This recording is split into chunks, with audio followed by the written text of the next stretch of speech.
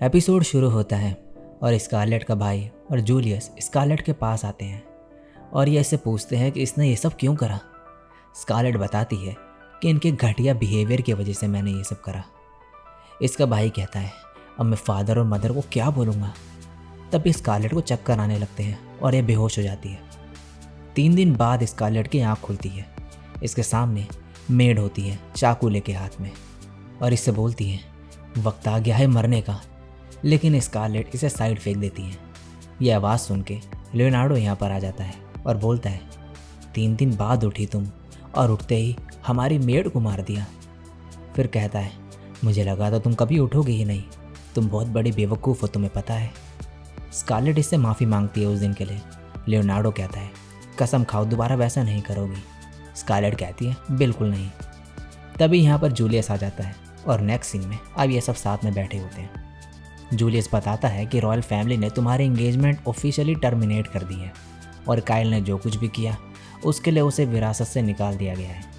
तुम्हारी वजह से स्लेव ट्रेड करने वालों पर कड़ी कार्रवाई करने की वजह मिल गई है हमें।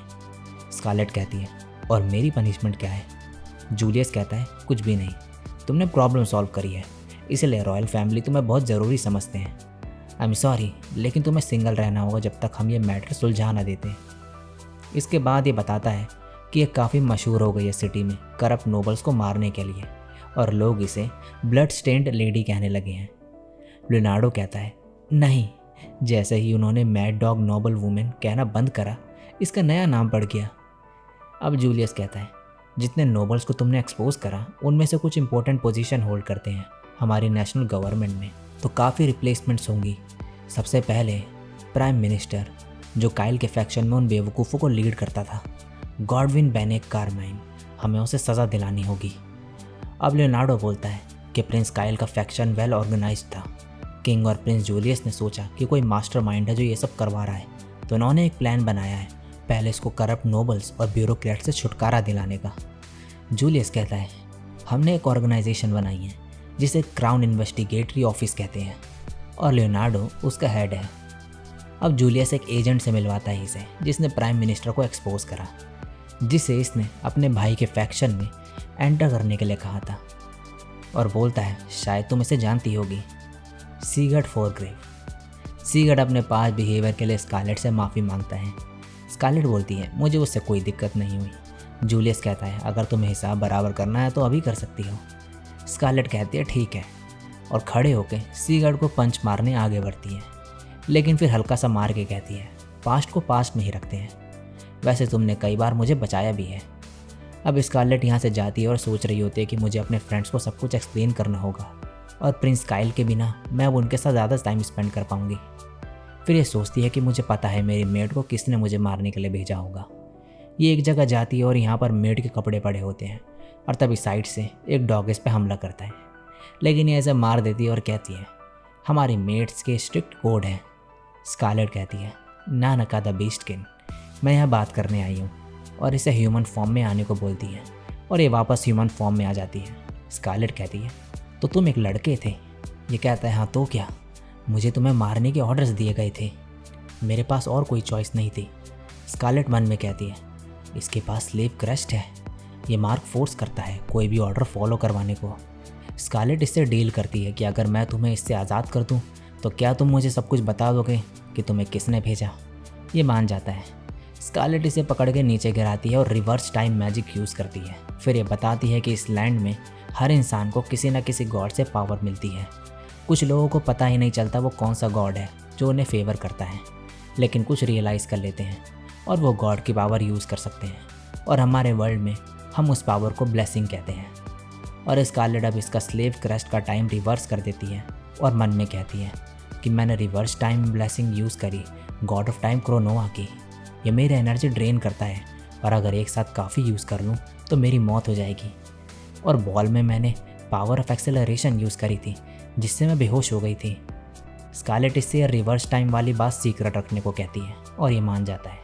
फिर बताता है कि इसके पीछे गॉडविन बेनेक कैरेमाइन का हाथ है और बताता है कि जितने भी नोबल्स को स्कारलेट ने मारा था उनमें से एक गॉडविन का बेटा था, लेकिन जो असली मकसद था मुझे यहाँ पर भेजने का वो वेंडेमियन हाउस में जासूसी करने का था। गॉडविन मेरे जैसा जासूस भेजता है बहुत से नोबल हाउसेस में। वो उन्हें लाता है ये प्रॉमिस करके कि उन्हें रिच कर देगा, लेकिन फिर ट्रैप कर लेता है और ब्लैकमेल करता है। और इस तरह उसने काफ़ी सारे नोबल्स पर कंट्रोल हासिल करा। वो एक मॉन्स्टर है। ये सब सुन के स्कारलेट उसे मारने जाने लगती है। ये बोलता है उसके आसपास हमेशा गार्ड्स रहते हैं, तुम्हें अपने भाई और प्रिंस जूलियस को ये हैंडल करने देना चाहिए। स्कारलेट कहती है सारा मज़ा वो ही ले लेंगे क्या? गॉडविन को सज़ा मिलेगी, लेकिन उससे पहले मैं उसे बुरी तरीके से पीटूंगी। ये कहता है क्या तुम्हारे पास और कोई हॉबी नहीं है मारने के अलावा? स्कारलेट कहती है मैं उन्हें मारती हूँ जो मुझे अनॉय करते हैं। हर प्रॉपर लेडी को यही करना चाहिए।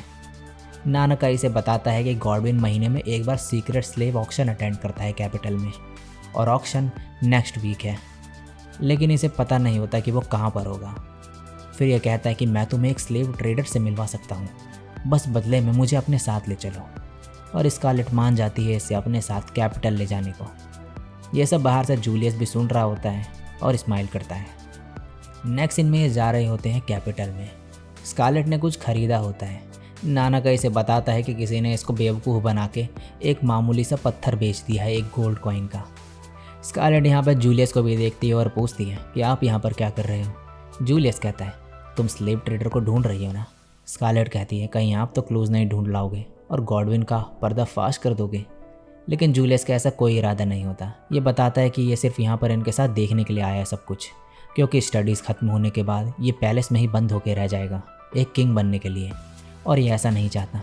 ये बाहर रह कर सब देखना चाहता है अपनी आंखों से, और इनके नेशन को परफेक्ट नेशन बनाना चाहता है। अब यहाँ कुछ लोग आ जाते हैं और स्कारलेट इन्हें देख के मारने को तैयार होती है, लेकिन नानका इसे रोकता है और इनसे बोलता है कि हम एक ब्रोकर को ढूंढ रहे हैं जिसका नाम जंक है। हमें उसके पास ले जाओगे तो तुम्हें इनाम देंगे। ये लोग कहते हैं हमने ऐसे किसी के बारे में नहीं सुना, और इनाम किसे चाहिए जब हम तुम्हारा सब कुछ अभी लूट सकते हैं। हमने सुना एक बेवकूफ़ ने एक गोल्ड कॉइन पे करा पुराने पत्थर के लिए। हमें उस बच्चे को थैंक्स कहना चाहिए जिसने हमें इन बेवकूफ़ रिच लोगों के बारे में बताया। दूसरा कहता है बोल भी कौन रहा है जिसने उस बच्चे से उसके पैसे छीन लिए। गुस्से में स्कारलेट ये पत्थर तोड़ देती है और कहती है लगता है उस बच्चे को ढूंढ के एक और लेना पड़ेगा अब। ये बंदा कहता है इस बच्चे को मार दो, लेकिन उस लड़के और लड़की को जिंदा पकड़ो। ये सब आगे बढ़ते हैं इन्हें मारने के लिए। तब स्कारलेट फिर से एक्सेलरेशन का यूज़ करती है और एक एक करके सबको मारने लगती है।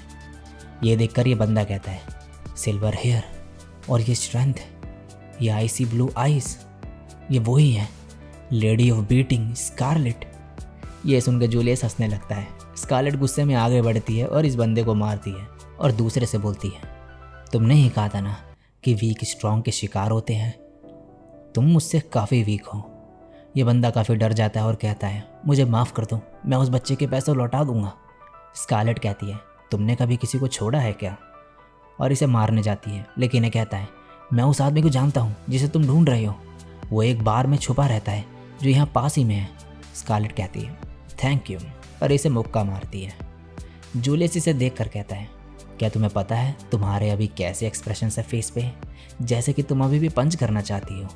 स्कारलेट कहती है मैं कोई ऐसा फेस नहीं बना रही। जूलियस कहता है स्कारलेट तुम्हें खुद से झूठ बोलने की ज़रूरत नहीं, ये तुम हो।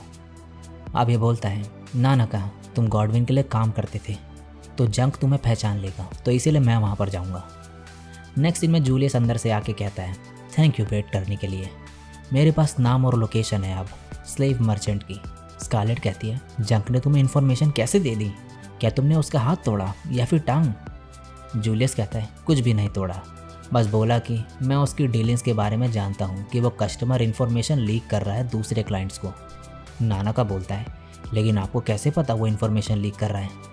स्कारलेट कहती है मैं इम्प्रेस्ड हूँ कि आपने एक अंडरग्राउंड स्लेव ट्रेडर को बेवकूफ़ बना दिया एक झूठ बोल के। अब ये तीनों आगे बढ़ते हैं और ये दोनों कहते हैं हमारा नेक्स्ट स्टेप है स्लेव ऑक्शन में घुसना। अब वो कैसे करेंगे? नानका बोलता है मेरे पास कुछ आइडियाज़ हैं। और इसी के साथ ये एपिसोड यहीं पे एंड हो जाता है।